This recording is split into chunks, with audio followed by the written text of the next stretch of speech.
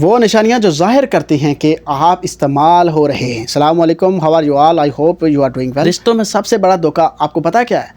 یہ نہیں کہ کوئی آپ کو چھوڑ کر چلا جائے، بلکہ یہ ہے کہ کوئی آپ کے ساتھ رہے، محبت کا دم بھی بھرے، لیکن اندر ہی اندر وہ آپ سے محبت نہیں بلکہ آپ کو استعمال کر رہا ہوتا ہے۔ ٹھیک ہے، ہم اکثر محبت اور ضرورت کے درمیان فرق نہیں کر پاتے، لیکن انسانی نفسیات کہتی ہے کہ استعمال کرنے والا انسان چاہے کتنا ہی بڑا اداکار کیوں نہ ہو، اس کا لاشعور کچھ ایسے اشارے ضرور چھوڑتا ہے جنہیں اگر آپ سمجھ لیں تو آپ ایک بڑے نفسیاتی نقصان سے بچ سکتے ہیں۔ اور آج میں آپ کو وہی پوشیدہ راز بتاؤں گا کہ اگر کوئی انسان آپ کو استعمال کر رہا ہے، محبت نہیں کر رہا، تو آپ تاکہ اس انسان سے بچ سکیں۔ تو ویڈیو کے ساتھ جڑے رہیے گا تاکہ آپ کو یہ چیزیں فائدہ دے سکیں، ٹھیک ہے؟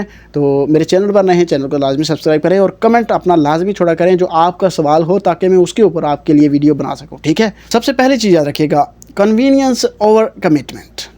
پہلی اور سب سے بڑی نشانی یہ ہے کہ وہ آپ کو صرف تب یاد کرتے ہیں جب انہیں کسی چیز کی ضرورت ہوتی ہے۔ نفسیات میں اسے ٹرانزیکشنل ریلیشن شپ کہتے ہیں، یعنی لین دین کا رشتہ کہا جاتا ہے اس کو۔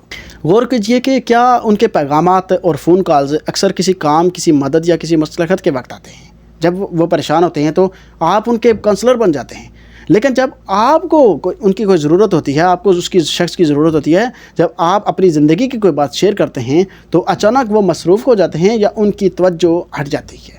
وہ آپ کی شخصیت سے نہیں بلکہ آپ سے ملنے والی سہولت سے محبت کرتے ہیں، یاد رکھیے گا۔ سیکنڈ چیز، دی گلٹ ٹرپ کارڈ۔ استعمال کرنے والے لوگ ڈارک سائیکالوجی کے ایک خطرناک حربے کے ماہر ہوتے ہیں جسے ایموشنل مینیپولیشن کہتے ہیں۔ جب بھی آپ اپنی حد یعنی باؤنڈریز قائم کرنے کی کوشش کریں گے، کسی ایسی چیز پر نہ کہیں گے جو آپ کے بس میں نہیں، تو وہ بحث کرنے کے بجائے آپ کو مجرم محسوس کروائیں گے۔ وہ کچھ ایسے جملے بولیں گے، مجھے امید نہیں تھی کہ تم بھی بدل جاؤ گے، یا میں نے تمہارے لیے کیا کچھ نہیں کیا اور تم ایک چھوٹا سا کام بھی نہیں کر سکتے میرے لیے، ٹھیک ہے؟ وہ آپ کی ہمدردی کا فائدہ اٹھا کر آپ سے اپنی بات منوا لیتے ہیں اور آپ نہ چاہتے ہوئے بھی ان کا کام کر دیتے ہیں۔ اور تیسری چیز، تعریفوں کا سستا جال، سپرفیشل ویلیڈیشن جس کو کہا جاتا ہے۔ وہ آپ کی تعریف صرف تب کرتے ہیں جب آپ ان کا کوئی کام کر دیتے ہیں۔ نفسیات کے مطابق آپ کو استعمال کرنے والے لوگ آپ کو قابو میں رکھنے کے لیے مشروط شرائط کا سہارا لیتے ہیں، ٹھیک ہے نا؟ جب آپ ان کی کوئی بڑی مدد کرتے ہیں تو وہ آپ کو آسمان پر چڑھا دیں گے۔ سمجھے بات کو کہ آپ کے جیسا مطلب کوئی ہے نہیں، ٹھیک ہے نا؟ یعنی آپ دنیا میں ایک ہی ہیں، یعنی آپ کو ایسی تعریفیں کریں گے، ٹھیک ہے نا؟ سمجھے کہ تم نہ ہوتے تو شاید میرا کیا ہوتا۔ لیکن یہ تعریف آپ کی ذات کے لیے نہیں بلکہ اس فائدے کے لیے ہوتی ہے جو انہیں پہنچتا ہے، ٹھیک ہے نا؟ یا جو انہوں نے لینا ہے آپ سے۔ جیسے ہی وہ فائدہ ختم ہوتا ہے، ان کا لہجہ اور برتاؤ دوبارہ سرد اور لاپرواہ ہو جاتا ہے۔ ایسا ہو رہا ہے نا آپ کے ساتھ۔ اور number 4، the one sided power dynamic. ایک صحت مند رشتہ جو ہوتا ہے وہ ہمیشہ 50-50 سرمایہ کاری پر چلتا ہے، لیکن یہاں کھیل مختلف ہوتا ہے۔ رابطہ کب کرنا ہے، ملنا کب ہے، باتیں کس موضوع پر ہوں گی، یہ سب کچھ ان کی مرضی سے طے ہوتا ہے۔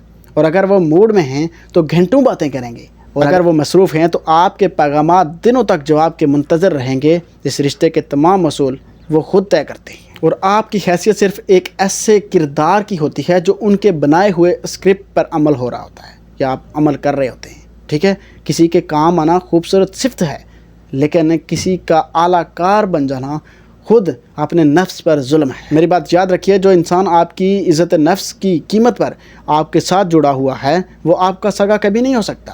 اگر آپ کو اپنے کسی رشتے میں یہ نشانیاں نظر آ رہی ہیں تو اب وقت آ گیا ہے کہ آپ ایک قدم پیچھے ہٹیں اور اپنی حدود طے کریں، کیونکہ آپ کی اہمیت اس بات سے نہیں ہے کہ آپ کسی کے کتنے کام آ سکتے ہیں، بلکہ اس بات سے ہے کہ آپ خود اپنی نظر میں کتنے معتبر ہیں۔